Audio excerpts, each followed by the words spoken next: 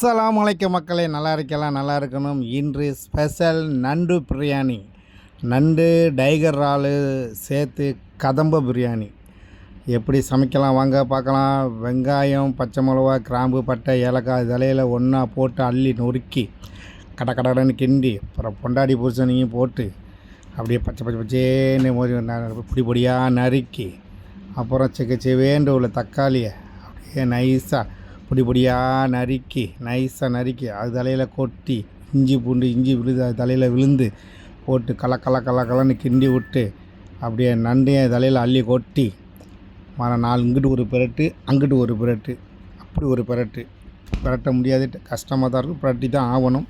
அப்புறம் அது தலையில் தண்ணியை ஊற்றி கொஞ்சம் மசாலா, கரம் மசாலா, மிளகாத்தூள், அவ்வளோதான், வேறு ஒன்றும் இல்லை. மல்லித்தூள் லைட்டாக போட்டு தனியாக அவ்வளோ அரிசியை வேக வச்சு, அப்புறம் மறுபடியும் கொதிக்க அப்புறம் அது தலையில் அரை வேக்காரோட பாதி வெந்தத்தோடு அள்ளி அரிசி சோத்தை அள்ளி அது தலையில் போட்டு இங்கே நெய்யை ஊற்றி விட்டு, இங்கிட்டு ஒரு கிண்டு அங்கிட்டு ஒரு கிண்டு இங்கிட்டு ஒரு பிரட்டல், அருமையான பிரியாணி, நண்டு பிரியாணி ரெடி ஆகிடுச்சு மக்களே. வாங்க சாப்பிடலாம். யாருக்கெல்லாம் நண்டு பிரியாணி பிடிக்குமோ ஷேர் பண்ணுங்கள், லைக் பண்ணுங்கள், சப்ஸ்கிரைப் பண்ணுங்கள். கத்தரிக்காய் தொக்கு ரெடி, சூப்பரான இது அருமையான நண்டு பிரியாணி, அருமையாக இருந்துச்சு. வாங்க மக்களே சாப்பிடலாம், செம ருசி.